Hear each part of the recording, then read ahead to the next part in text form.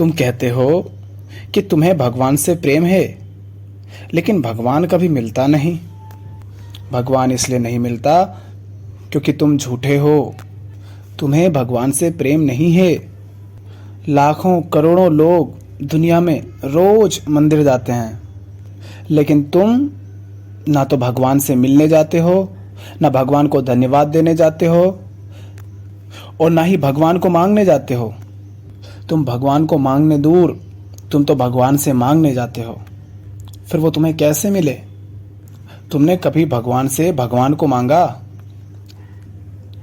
तुम तो उनसे कुछ और ही मांगने जाते हो। कितना बुरा अपमान करते हो तुम भगवान का। मतलब भगवान से भगवान को ना मांगकर तुमने कुछ और मांगा, और कुछ और मांगकर तुमने भगवान को ये दिखा दिया कि भगवान तुम तो छोटे हो, तुम्हारी औकात नहीं, तुम हमें वो चीज़ दो, वो हमारे लिए ज़्यादा महत्वपूर्ण है, तुमसे काम नहीं चलेगा।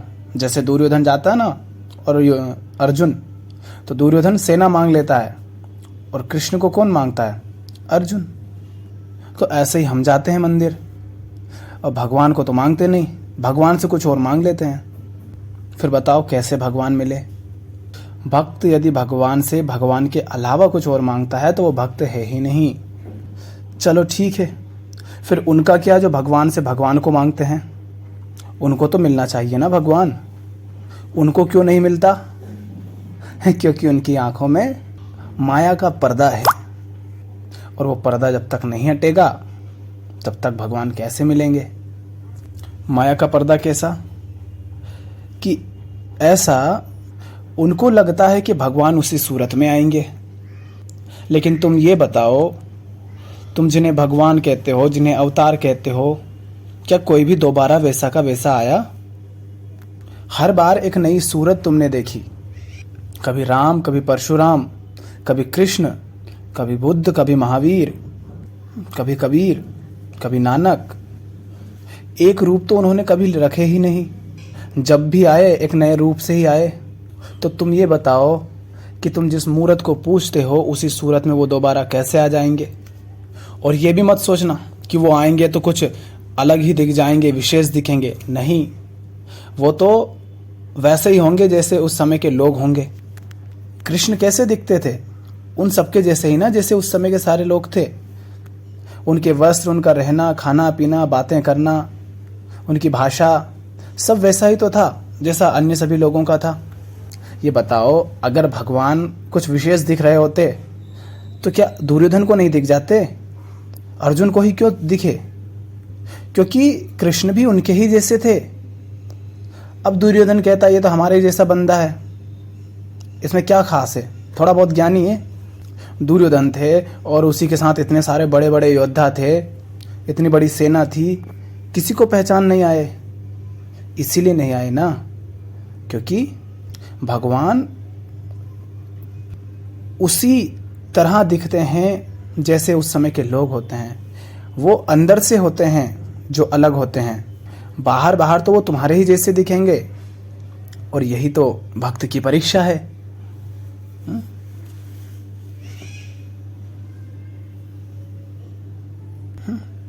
यही तो भक्त की परीक्षा है कि वो एक नई सूरत में भी अपने भगवान को पहचान ले।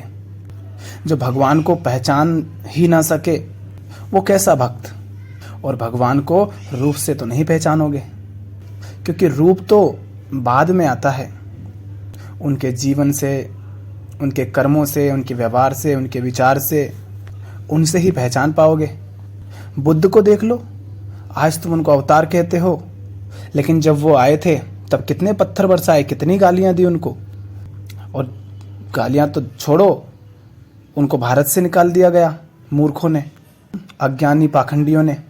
ये वही मूर्ख पाखंडी थे जो छवियां लेकर बैठे हैं भगवान की, कि हाँ भगवान आएंगे तो इसी छवि में, इसी रूप में आएंगे।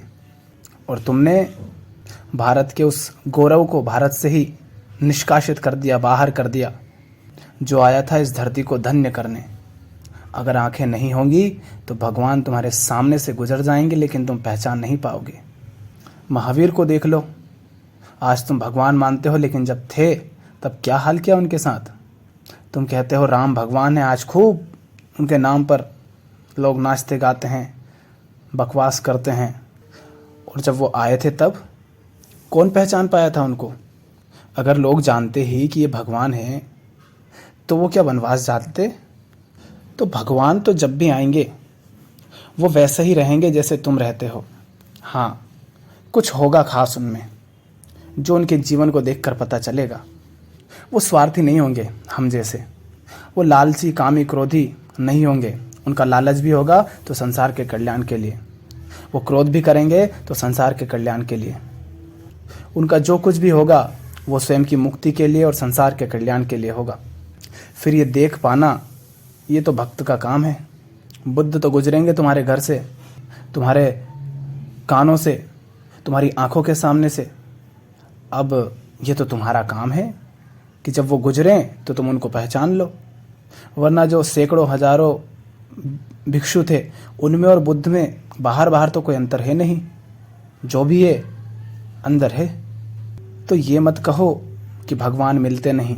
भगवान इसलिए नहीं मिलते हैं क्योंकि तुम उनको तो मांगते ही नहीं। तुम बैठे हो आराम से, साधारण अपना जीवन जी रहे हो। कोई व्यक्ति बैठा हो ऐसे, जाओ और उससे पूछो कि भाई तुझे अपने जीवन में 10 कौन कौन सी चीज़ चाहिए। तो देखना 10 में से बहुत मुश्किल है कि एक जगह भी वो ये कहे कि मुझे भगवान चाहिए, मुझे मुक्ति चाहिए, मुझे ईश्वर के दर्शन करने हैं। कोई नहीं कहता, क्योंकि हमारे लिए कुछ और महत्वपूर्ण है अपने जीवन में। ऐसे ही हम होते हैं, चले जाते हैं। श्रद्धा कहाँ, भक्ति कहाँ, समर्पण कहाँ? और जब तक श्रद्धा और समर्पण नहीं है भक्ति हो ही नहीं सकती। और भक्ति नहीं है तो भगवान कैसे मिले? भगवान को पाने का सबसे सरल उपाय तो यही है कि जिस मार्ग पर भगवान चले उस मार्ग पर चलने लग जाओ। जिस ओर इशारा किया राम ने, जिस ओर इशारा किया कृष्ण ने गीता में, जिस ओर इशारा किया बुद्ध ने, उस ओर चलो। और खोजने तो जाना मत, क्योंकि तुम नहीं खोज पाओगे।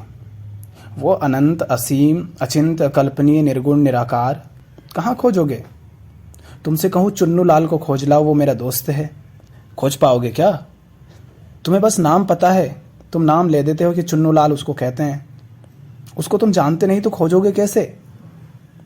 अब तुम चौराहे पर खड़े हो, तुम्हारे सामने से चुन्नू लाल 10 बार निकल गया है उस भीड़ के साथ साथ, कैसे पहचान पाओगे? क्योंकि तुम्हें पता ही नहीं ना चुन्नू लाल दिखता कैसा है।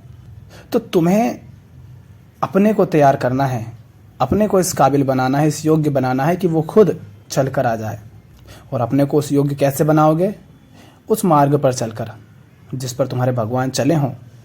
सत्य, प्रेम, अहिंसा, करुणा, दया, धर्म, इस मार्ग को पूरी ईमानदारी से, पूरी निष्ठा से, पूरी श्रद्धा से, पूरे समर्पण से जो अपनाता है वो योग्य हो जाता है, काबिल हो जाता है।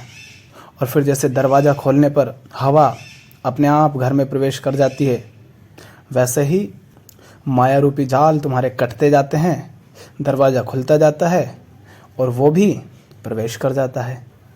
और कोई व्यक्ति तुम्हें भगवान से नहीं मिलवा सकता, क्योंकि कोई भी व्यक्ति अधिक से अधिक तुम्हें मार्ग दिखा सकता है, उचित अनुचित समझा सकता है, कुछ देर तुम्हारा हाथ पकड़ सकता है, तुम्हें अलग अलग तरह से सहारा दे सकता है, किंतु अंततः तो जीवन ही तुम्हें सिखाएगा और जीवन तुम्हें ही जीना है। कोई और तुम्हारे लिए तुम्हारे पैरों से नहीं चल सकता। चलना तो तुम्हें ही पड़ेगा, आगे तुम्हें ही बढ़ना पड़ेगा, निर्णय तुम्हें ही करने पड़ेंगे, हर समय चुनाव तुम्हें ही करने पड़ेंगे। तो क्या चुनते हो, किसे चुनते हो, उस पर ध्यान दो और चलने का प्रयास करो। क्योंकि जब तक चलने का प्रयास नहीं करोगे तब तक गिरोगे कैसे? और यदि गिरोगे ही नहीं तो तुम्हें पता कैसे चलेगा कि तुम में गिरकर वापस उठने का साहस भी है, ताकत भी है? तुम काबिल कैसे हो पाओगे? तो चलो, गिरो, उठो, फिर चलो। जब उस मार्ग पर चलोगे तो उस मार्ग पर किसी दिन वो टकरा जाए, वो मिल जाए तो पहचान लेना। कहीं ऐसा ना हो तुलसीदास जी की तरह राम आए और निकल जाएं और पहचान ही ना पाओ, क्योंकि तुम्हें जगाने के लिए फिर हनुमान जी चाहिए और वो नहीं होंगे तो रह जाओगे। अब देख लो कैसे आगे बढ़ना है।